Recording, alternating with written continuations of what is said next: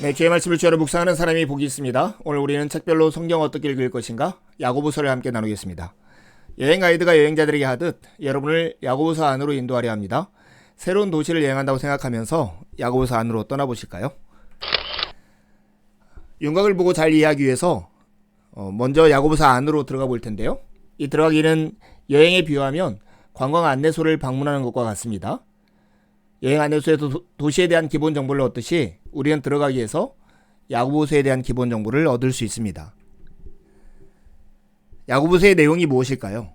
한마디로 하면 행함이 있는 믿음을 가지라 하는 말입니다. 짧은 도덕적 에세이들로 구성된 전문적인 글인데요. 고난 중에 참고 견딜 것과 책임 있는 그리스도인의 삶을 강조하고 있습니다. 특히 설교와 생활이 함께 조화를 이루는 삶을 살라고 신자들에게 요청을 하죠. 야고보서는 누가 언제 누구에게 보낸 편지일까요? 저자는 주님의 형제 야고보입니다. 아마 기원 후 40년에서 90년 사이에 기록된 것으로 보이고요. 어딘지는 정확히 알지 못하지만 디아스포라 유대인들과 함께 사는 그리스도인들 이들에게 보내진 편지로 보입니다. 특별히 그들이 유대인적 배경을 가지고 있다는 걸 알 수 있는 것이 1장 1절에 흩어져 있는 12지파에게 라고 하는 글을 통해서 짐작할 수 있는데요. 아마 회당을 함께 사용하는 이른 시기에 보내진 편지로 보입니다.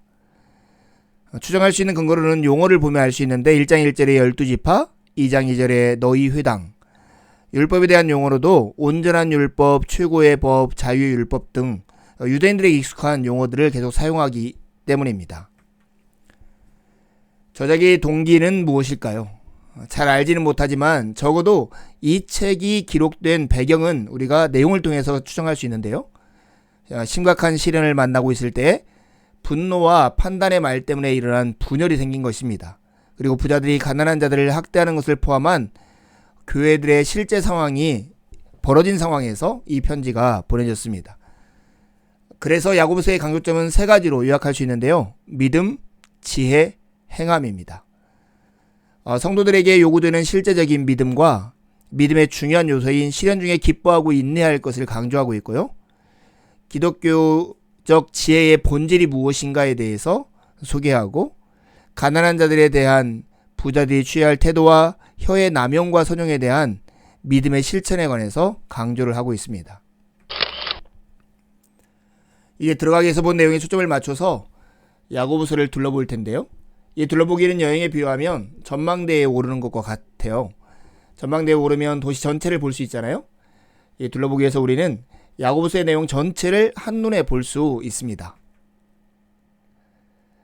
야고보서 1장 2절 3절에 이렇게 시작하잖아요. 내 형제들아 너희가 여러 가지 시험을 당하거든 온전히 기쁘게 여기라. 이는 너희 믿음의 시련이 인내를 만들어내는 줄을 너희가 알미라. 이러한 배경 속에서 야고보서가 시작하는 것이죠. 야고보서는 크게 5단락으로 나눌 수 있는데요. 1장 1절에서 18절은 인사말과 함께 야고보서 전체의 주제를 소개해요. 시련, 유혹, 지혜 이 3단을 기억하면 좋은데요. 시련은 선을 이루는 연단이지만 악과 만나면 유혹이 될 수 있다는 거예요.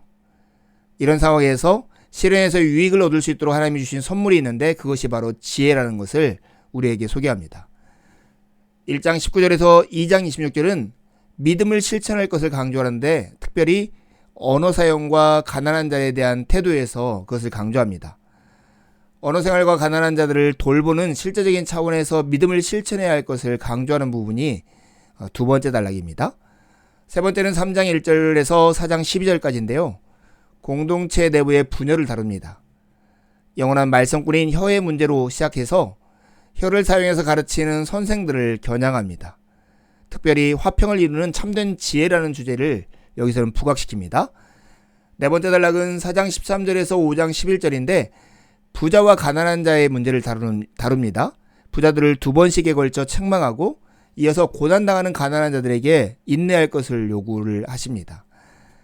마지막 5장 12절에서 20절은 결론적인 권면인데 맹세하지 말라고 명령한 다음에 기도를 요청하는데요. 그 기도는 특별히 병든 자들을 위한 기도입니다. 마지막으로 진리를 떠난 자를 선도하라고 권고하고 이 서신을 마무리합니다. 야고보서는 타국에 생활하는 신자들을 위로하는 편지입니다. 시련이 당해왔을 때 유혹을 받아 말로 서로를 공격하고 분열되고 가난한 자를 차별함으로써 자신을 지키려고 하는 상황에서 하나님의 뜻이 무엇인가를 권면하고 가르치는 것이 야고보서의 목적입니다.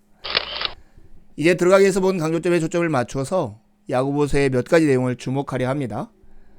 주목하기에는 여행에 비유하면 박물관에 가는 것과 같습니다. 박물관에 가면 도시의 역사와 문화, 나아가 그 도시가 중요하게 생각하는 것들을 엿볼 수 있잖아요. 우리는 주목하기 위해서 야고보서의 역사문화적 배경과 신학들을 대략 엿볼 수 있습니다. 첫 번째 우리가 주목할 것은 이 야고보서라는 책이 기독교 교리를 설명하는 것이 아니라 그리스도인의 행위를 지향한다는 거예요. 교리가 아니라 행위를 지향한다. 야고보서를 다른 말로 신약의 지혜서라고 그래요. 구약의 지혜서가 어떤 것이 있는지 아세요? 잠언, 전도서, 아가서, 욥기 이런 책을 구약의 지혜서라고 하죠. 유대의 지혜서가 그렇듯이 야고보서의 관심은 교리적인 것이 아닙니다. 실제적인 삶에 관한 것이죠. 교훈의 진실성의 여부는 일상생활에서 어떻게 적용하느냐에 따라 달려 있습니다. 그래서 야고보서에 보면 예수님의 교훈들 중에 이런 지혜 부분이 많이 들어와 있어요. 로마서나 베드로전서도 그러한데요. 특별히 야고보서 1장 5절에 후히 주시고 꾸짖지 아니하시는 하나님에 대한 소개, 2장 8절에 이웃을 내 자신처럼 사랑하라는 말씀이 그 대표적인 예이죠. 하지만 이 야고보서는 예수님의 이름이 단 2번밖에 나오지 않습니다. 그리고 구약의 격언이나 경구 같은 것이 이 야고보서에 그대로 들어있는 부분이 있어요. 대표적인 게 야고보서 4장 6절인데요. 그러나 더욱 큰 은혜를 주시나니 그러므로 일러스되 하나님이 교만한 자를 물리치시고 겸손한 자에게 은혜를 주신다 하였느니라. 두 번째 우리가 주목할 것은 야고보서의 형식인데 그 형식이 설교라는 거예요. 그리스 로마의 가상적 대화 문법을 사용하고 직접적인 호칭을 통해서 내 사랑하는 형제들아 설교하듯이 14번이나 사용하고 수사적 질문들이 굉장히 많이 나와요. 가상 대화자를 활용해서 이렇게 수사적으로 사용하고 있는 것이죠.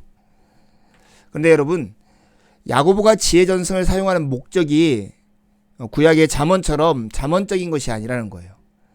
설교적인 거란 것입니다. 설교적이라는 특징은 뭐냐면 하나님의 백성들을 설득해서 그들이 공동체 안에서 다른 이들과 더불어 사는 방식을 바로잡기 위한 것. 야고보의 목적이 저주하고 정죄하는 데 있는 게 아니라 설득해서 하나님의 방법대로 살도록 하는 데 있는 설교라는 것을 주목해야 합니다. 세 번째 우리가 주목할 것은 야고보서의 교훈 대상이에요. 그것은 신자 개개인이 아니라 공동체 내부라는 것입니다. 야고보서는 신앙 공동체 내부의 삶에 집중되어 있어요. 비록 공동체를 만들 책임이 개인에게 있는 것을 강조하지만 말입니다.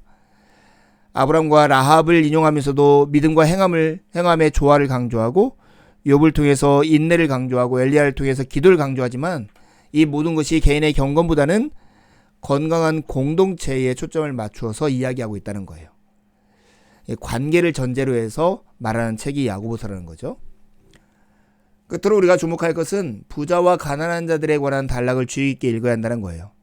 이 부자와 가난한 자가 공동체 안에 있는 사람들을 말하는지 정확히 말할 수 없어요. 그러니까 모든 사람, 모든 부자와 모든 가난한 사람들을 대상으로 하신 말씀이라고 볼 수 있습니다. 그런데 특별히 우리가 주목할 것은 하나님은 야고보서 안에서 가난한 자들의 편을 들어주신다는 거예요. 하나님은 가난한 자를 돌보시는 분이라는 사실이 강조됩니다. 부자들이 재물이 많기 때문에 그들을 싫어하시는 게 아니에요.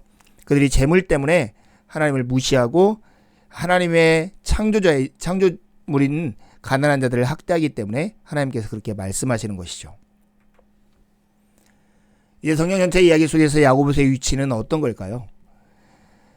야고보서는 예수님의 가르침에 비추어 볼 때 신약 성경에서 유대 지혜 전승과 가장 유사한 문서입니다.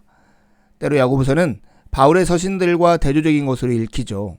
그러나 사실상 야고보가 자신의 서신 전반에 걸쳐 강조하는 핵심적인 요점에서는 야고보와 바울 두 사람 모두 절대적으로 같은 입장을 취합니다.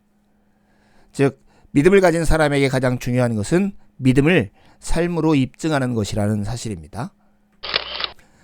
이제 야고보서를 펼쳐보실래요? 할 수 있는 대로 반복해서 읽어보시고요.